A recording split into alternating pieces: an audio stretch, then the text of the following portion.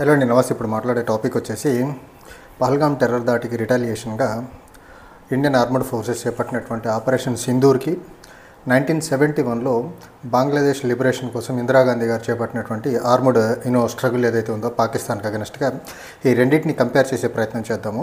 So 1971 తర్వాత జరిగినటువంటి పాకిస్తాన్ పైన వివిధ రకాల సర్జికల్ స్ట్రైక్స్ పాకిస్తాన్పై జరిగినటువంటి భారత బలగాల దాడిలో ఈరోజు నిన్న రాత్రి జరిగినటువంటి దాడి ఏదైతే ఉందో అది డిస్టెన్స్ పరంగా చూసుకున్నట్లయితే 1971లో పాకిస్తానీ ఆర్మీ మీదకి ఇండియన్ బలగాలు పాకిస్తాన్లో డైరెక్ట్గా చొచ్చుకొని ఎంత దూరం వెళ్ళాయంటే దానికంటే ఈసారి కొంచెం ఎక్కువ దూరమే లోపల వెళ్ళాయని చెప్పాయి.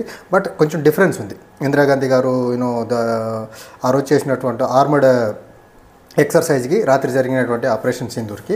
సో ఆపరేషన్ సింధూర్ రాత్రి జరిగిన స్ట్రైక్స్లో దగ్గరగా 9 స్థానాలని Pak occupied Kashmir as well as పాకిస్తాన్లో ఉన్నటువంటి వివిధ ప్రాంతాల్లో దగ్గరగా 9 స్థానాలని ఆపరేషన్ సింధూర్ ద్వారా టెర్రర్ ఆర్గనైజేషన్స్కి సంబంధించినటువంటి ఇన్ఫ్రాస్ట్రక్చర్ని అయితే డిస్మాంటిల్ చేసే ప్రయత్నం అయితే జరిగింది. అందులో చాలా ప్రధానంగా చూసుకున్నట్లయితే targets Jaish-e Mohammed, Lashkar e Taiba as well as మనకు టీఆర్ఎఫ్, ఈ మూడు ద రెసిస్టెంట్ ఫోర్స్, ఈ మూడింటికి సంబంధించిన స్థావరాల మీద మాత్రం చాలా పెద్ద మొత్తంలో దాడి చేయడం అయితే జరిగింది.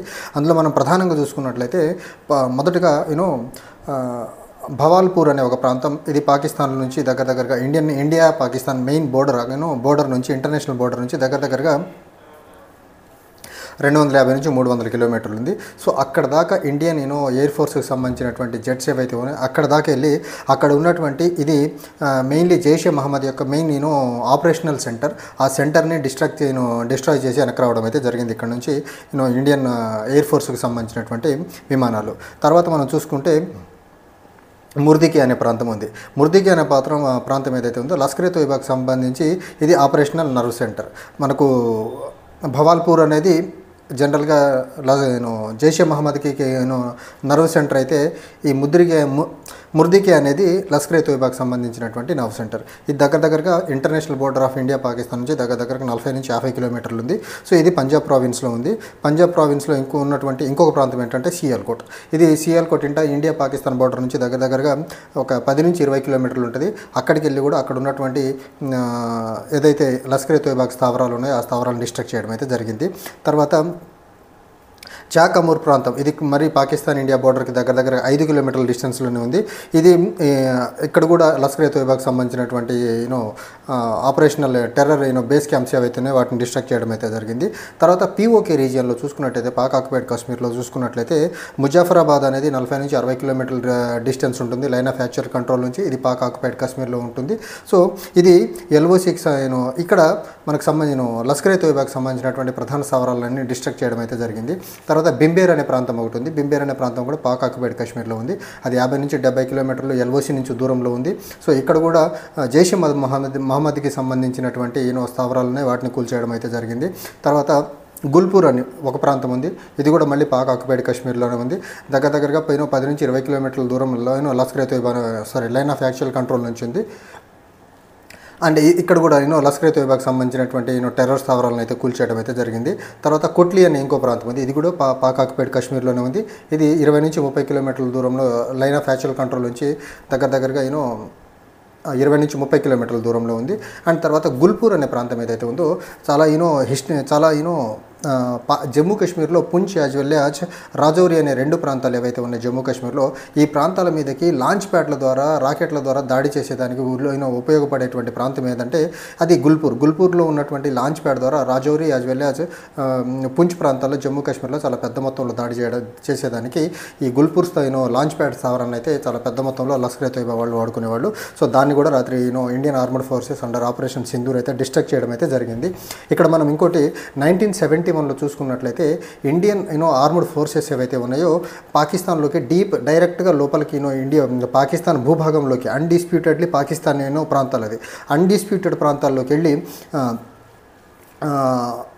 ఇండియన్ ఆర్మడ్ ఫోర్సెస్ చాలా పెద్ద మొత్తంలో దగ్గరగా 50 నుంచి 70 కిలోమీటర్ల ఇన్సైడ్ పాకిస్తాన్ లోపలికి ఇండియన్ ఫోర్సెస్ వెళ్ళిపోయి పాకిస్తాన్ ఏరియాలో ఉన్నటువంటి Punjab as well as Rajasthan, Sindh ఈ 3 ప్రావిన్స్లలో చాలా పెద్ద మొత్తంలో పాకిస్తానీ సోల్జర్స్ అన్నింటినీ అందరినీ అవాయిడ్ చేసుకుంటూ డిస్ట్రక్ట్ చేసుకుంటూ ఇండియన్ బలగాలు 1971 సో బంగ్లాదేశ్ లిబరేషన్ ప్రయత్నం చేయించే ప్రయత్నంలో భాగంగా ఇండియన్ ఆర్మడ్ ఫోర్స్ దగ్గరగా 50 నుంచి 60 కిలోమీటర్ల లోపలికి వెళ్ళి మరి పాకిస్తాన్కి సంబంధించినటువంటి సైనికులతో యుద్ధం చేసినటువంటి పరిస్థితి 1971లో. తర్వాత సింధ్లో చూసుకున్నట్లయితే దగ్గరగా 40 నుంచి 50 కిలోమీటర్ల లోపలికి వెళ్ళి మరి ఇండియన్ ఆర్మడ్ ఫోర్సెస్ అక్కడ ఉన్నటువంటి హైదరాబాద్ సింధ్ ప్రావిన్స్లో హైదరాబాద్ అనేది one of the most populated city. అది ఆ సిటీలోని కూడా ఆల్మోస్ట్ ఆ సిటీని క్యాప్చర్ చేసే ప్రయత్నం అయితే చేయగలిగారు అప్పుడు. తర్వాత లాహోర్ అండ్ సియాల్కోట్లో కూడా ఈ 2 లాహోర్ సియాల్కోట్ సెక్టర్లో కూడా చాలా పెద్ద మొత్తంలో ఇండియన్ ఆర్మడ్ ఫోర్సెస్ చాలా డీప్ ఇన్సైడ్గా పెనట్రేట్ అయ్యే ప్రయత్నం అయితే చేశాయి 1971లో. తర్వాత 1971లో జరిగినటువంటి ఆర్మడ్ ఫోర్సెస్ ఇంక్లూజన్ ఏదైతే ఉందో పాకిస్తాన్ లోపలికి చొరబడి ఇండియన్ ఆర్మడ్ ఫోర్సెస్ 1971లో వెళ్ళింది ఏదైతే ఉందో అది పర్మనెంట్గా పాకిస్తాన్ భూభాగాన్ని ఆక్రమించుకునే దానికి వెళ్ళలేదు. కానీ ఆ రోజు జరిగిన యుద్ధ వాతావరణంలో లోపలికి యుద్ధం చేసుకుంటూ లోపలికి వెళ్ళిన ఇండియన్ ఆర్మడ్ ఫోర్సెస్ అంత దాకా లోపలికి వెళ్ళి పాకిస్తాన్కి ఇండియన్ ఆర్మడ్ ఫోర్సెస్ యొక్క బలమేంటో చూపించగలిగారు 1971లో. అయితే అప్పుడు జరిగినటువంటి ఆ స్ట్రగుల్లో దగ్గరగా 93,000 మంది పాకిస్తానీ సోల్జర్స్ని వార్ ఆఫ్ ప్రిజనర్గా ఇండియన్ ఆర్మడ్ ఫోర్సెస్ పట్టుకున్నారు ఆ రోజు. సో ఇప్పుడు జరిగినటువంటి సర్జికల్ స్ట్రైక్ ఏవైతే ఉందో ఏదైతే ఆపరేషన్ సింధూర్ కింద పాకిస్తాన్కి సంబంధించినటువంటి ఒక సోల్జర్ని కూడా పట్టుకొని రాలేకపోయారు. జస్ట్ అక్కడ పాకిస్తాన్లో ఉన్నటువంటి ఏవైతే Jaish-e Mohammed, Lashkar e Taiba as well as టీఆర్ఎఫ్కి సంబంధించినటువంటి మిలిటెంట్ స్థావరాలని డిస్ట్రక్ట్ చేసే ప్రయత్నమే చేశారు. అండ్ ఈరోజు వస్తున్నటువంటి న్యూస్ ఏంటంటే అజార్ మహమ్మద్కి సంబంధించినటువంటి కుటుంబ సభ్యులు దగ్గర 10 మంది చనిపోయారనేసి రాత్రి జరిగిన దాడిలో ఒక వార్త వస్తుంది. సో ఇదంతా టెర్రర్ సెంట్రిక్గా జరిగినటువంటి దాడి. కానీ 1971లో జరిగినటువంటి దాడి కంప్లీట్గా Indian armed forces versus Pakistani armed forces జరిగినటువంటి యుద్ధంలో దగ్గర ఆ రోజు ఇండియన్ ఆర్మడ్ ఫోర్సెస్ 93,000 మందిని పాకిస్తానీ సోల్జర్స్ని వార్ ఆఫ్ ప్రిజనర్స్గా పట్టుకొని ఈస్ట్ పాకిస్తాన్ ఏదైతే ఆ రోజు ఈస్ట్ పాకిస్తాన్ యాజ్ వెల్ ఇప్పుడు ప్రస్తుతం ఉన్న పాకిస్తాన్ వెస్ట్ పాకిస్తాన్గా ఉంది.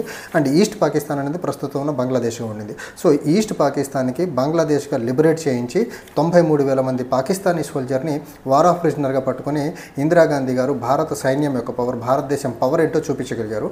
బట్ నిన్న జరిగినటువంటి ఆపరేషన్ సింధూర్లో పాకిస్తాన్కి సంబంధించినటువంటి ఆర్మ్డ్ ఫోర్సెస్ వాళ్ళని ఎవరిని పట్టుకోకపోయినా పెద్ద మొత్తంలో ఉన్నటువంటి సైనిక స్థావరాలు మాత్రం చాలా పెద్ద మొత్తంలో దగ్గరగా ఈ జరిగిన దాడి మొత్తంలో ఈ జరిగిన 9 స్థానాల్లో టెర్రర్ స్థావరాలను మాత్రం చాలా పెద్ద మొత్తంలో నష్టం చెల్లించి వెనక్కి రావడం అయితే జరిగింది. ఇక్కడ క్యాజువాలిటీస్ ఏమైనా జరిగినాయంటే ఖచ్చితంగా టెర్రర్కి సంబంధించినటువంటి టెర్రరిస్టులకు సంబంధించినటువంటి స్థావరాల మీద దాడి జరిగిన ఎవరైతే టెర్రర్ గ్రూప్స్కి సంబంధించిన మనుషులు ఉన్నారో వాళ్ళే ఎక్కువ మంది చనిపోవడం జరిగింది. బట్ సివిలియన్కి లేకపోతే పాకిస్తానీ సోల్జర్స్ ఎవరైతే ఉన్నారో వాళ్ళకి ఎటువంటి నష్టం అయితే జరగలేదు. బట్ ఈరోజు లైన్ ఆఫ్ యాక్చువల్ కంట్రోల్లో జరుగుతున్నటువంటి ఉద్రిక్త వాతావరణం దృష్ట్యా దగ్గర భారతదేశం నుంచి దగ్గర 15 మంది సివిలియన్స్ అయితే చనిపోయారు. 70 మందికి పైగా గాయాలు పాలయ్యారనేసి అయితే తెలుస్తూ ఉంది.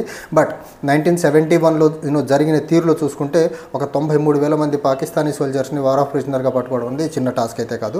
అండ్ రాత్రి జరిగినటువంటి ఆపరేషన్ సింధూర్లో పాకిస్తాన్లో ఎక్కడెక్కడ సైనిక స్థావరాలు ఉన్నాయో వాటన్నిటిని సెలెక్టివ్గా టార్గెట్ చేసి ఇండియన్ ఆర్మడ్ ఫోర్సెస్కి చిన్నపాటి ఇబ్బంది కలగకుండా వెనక్కి రావడం. Again it is another decisive move by the government of India. But దానికి సపరేట్ దాన్ని ఏమంటారు శాంక్టిటీ, సపరేట్ సిగ్నిఫికెన్స్ ఉంది. బట్ ఓవరాల్గా ఇప్పటి వరకు జరిగిన సర్జికల్ స్ట్రైక్స్ అవనివ్వండి దేంట్లో అయినా సరే పాకిస్తాన్ మీద ఇండియాదే అప్పర్ హ్యాండ్గా ఉంది ఈ స్ట్రైక్స్ జరిగిన క్రమంలో. Thank you.